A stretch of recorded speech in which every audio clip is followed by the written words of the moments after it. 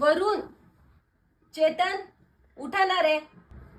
यार 10 वाजले ना उठतच नाहीत हे नंतर दोघं पण एकदमच उठतात मुखासारखे ए उठा ना चेतन उठ